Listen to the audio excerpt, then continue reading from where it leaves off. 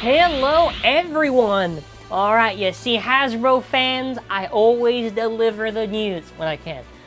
So this one is super big. While it is still, like, low quality, I guess. You know, if you look at it from far away, it looks good enough. This is for the Motor Strike Battle Set. What did I say? Summer sets. I've already talked about it so many times. We do got more pictures of it. And we do actually get a better look at Drift Speedstorm and Xceed+X Speedstorm. So neither of the drivers are SPM, by the way, which I will prefer. I do not like, I don't know, SPM doesn't really work too well for a lot of stuff. They destabilize even worse than regular Speedstorm. So this set comes with, what is it, Lucius and Bringer, and it comes with, what is it, it's Hyperion Flamebringer, and then there's Helios Blazebringer. Such a confusing name set. Like, they should have just kept the same names. So forgive me if I accidentally say the wrong name, but you get the two evolutions of the bays, which, by the way, if you've ever complained about the Limit Break set having Hyperion and Helios locked in it, well, there you go. That's the same idea with the Hasbro one. So if you're wondering where Helios is in a 2-pack with some random dual layer. This one is the set with the main two. I do hope they still do other, like, starters or whatever that has, like, the end ring or whatever, you know what I mean? The discs and everything are, I'll talk about in a moment. The big thing with this stadium is a motorized spinning disc. So you can see it even in the box art. The idea is that when they go in the centerpiece, they're trying to speed up in the center, and they're going to have some crazy movement. And that's the idea with the anime. In the anime, they're building up a lot of speed so they can just crash into their opponents. The stadium, size-wise, as we're going to take a look at the back of the box now. Size-wise, it looks alright. Looks kind of average. I would assume probably slightly bigger than the regular Speedstorm Stadium. It does look very interesting. The design of it, you can see, they make it sure it's on purpose that it kind of dives down in the center, because the whole idea is that you're supposed to get to the center. So when you're doing battles with this stadium, the goal is going to be first to get to the center and use the stadium to your advantage. Honestly, I'm all for this. I think it's a very cool stadium idea. Anytime they've done a stadium, more specifically with Rise, I think the stadiums have been very solid for their respective systems. I think this will also even be good even just for using regular TT bays in it. Like, there's really, the Speedstorm gimmick doesn't really work for the concept of the stadium, because the whole idea why they made it so tall for bays, if you don't already know, it's on the surge zones, I'm just going to call it that, the little cradles, right?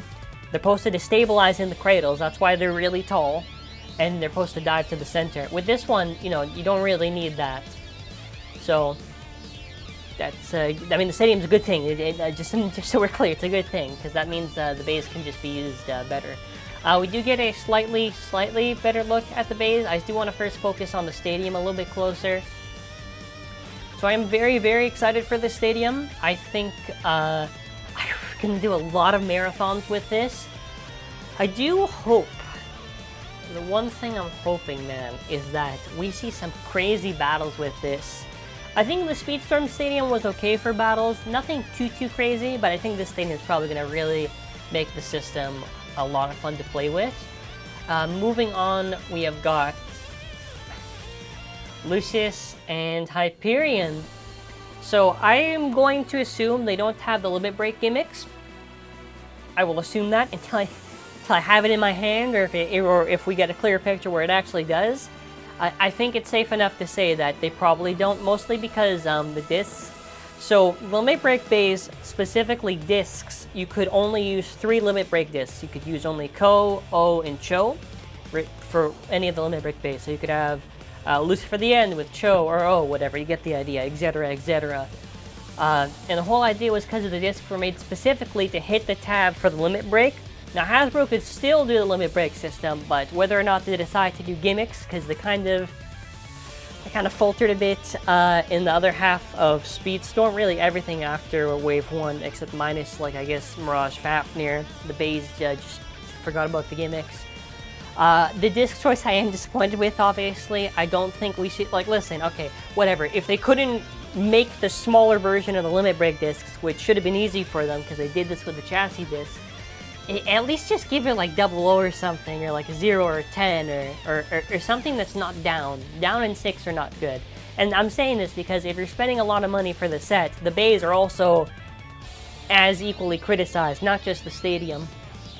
But that aside, to go over the performance tips, now this is where I gotta say very interesting. Now the one thing we'll first talk about drift. Now the thing is with, now here's what I want to talk about. For drift specifically, it does look like it keeps pretty much the same shape, just slightly taller.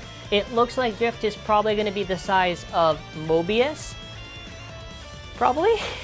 Not Mobius Speedstorm, Mobius like normal. I don't really care too much on that, so long they need to, I'm telling you this right now, if Mobius and Drift do not have the free spin, look, if they don't do the palm, I don't care, right? They've never done the palm for burst, right? But if it does not have the free spin, it is going to significantly hurt these bays, because Surge was already bad enough with bays barely having any competitive value. Literally, like Evolution Speedstorm, through a lot of competitive testings that I've heard people talk about, it's like the only really good Speedstorm part that works for Hasbro. And like Mirage can't even stack up to Drain from testings that I heard. So Drift is going to be such an important part. The reason why is because Drift has been super top tier for spin equalization. So long as Hasbro has the free spin, you could even have, so long as they execute it right, Hasbro bays potentially outspinning even TT bays if they do it right. So it is very important that they do it justice. Next up, we have Xceed+X. So the attachments, from what I'm able to tell, are obviously not going to be metal. They seem to be plastic. At least I think. Well, no. Yeah, because, well, if it... I'm going to assume plastic. I wouldn't think they would do metal for the thing. Now, what I'm wondering is whether or not the attachments are removable or not. The reason why I say this is because, you know, it's kind of an important thing. So if you're wondering what each of them are supposed to do, and I hope they do this properly, Z plus C, the plus Z attachment was supposed to allow free spin. Plus X is supposed to stop free spin, right? I hope they have it like that. I hope it's not just like plus X is also free spin and it doesn't actually have the gimmick of the thing. If you're wondering, even the TT attachments work on the Speedstorm ones, so Hasbro should have like zero issue with replicating that. Bay-wise, I've already talked about the rings. I guess the chips. I guess I hope they're better than the original. That's the idea of Evolution chips. You know, I hope Lucius is better than Vex Lucius. I hope Hyperion is better than Super Hyperion. Obviously, these chips are getting a massive loss for what made them so good.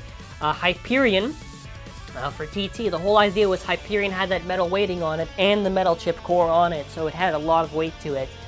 With Lucifer, or Lucius in this case, the evil devil Beyblade, the idea was that there's a little rubber stopper there, and it was supposed to kind of like help and everything, and it had metal on. You get the idea.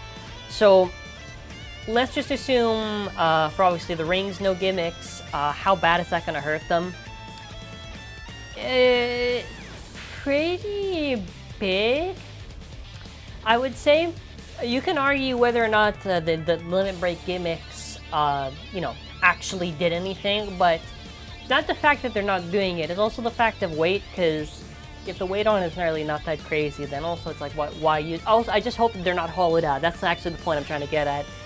I think Command was like the worst handled layer base. It is completely hollow. I hope these two don't suffer the fate. They'll probably just be okay. I don't think Burn... Well, if Burn doesn't have the limit break, I don't know. It'll probably be okay for Hasbro. The Endbringer, whatever. Maybe it'll be okay against lefts. Maybe. And yeah, that's where we're going to be ending off. So Big thing to leave off with, I think if you're gonna be, this is gonna be an expensive one, obviously because motor. So I would say if you're getting it, the bays are not the reason to get this. It's probably just gonna be for the stadium. And yeah, there's been a lot of wait for Hasbro stuff. I don't even think we have the, oh, we have do we have full of wave 3? I think we do have full of wave 3. I might be thinking of wave 4 actually. Yeah, we're waiting on stuff like Infinite Achilles, Left World Spries in. There might be some other small things that we're still waiting on. But yeah, you know, I hope it's done right. Whenever we're able to get it, hopefully we can get it. And thank you for watching. Have an amazing day.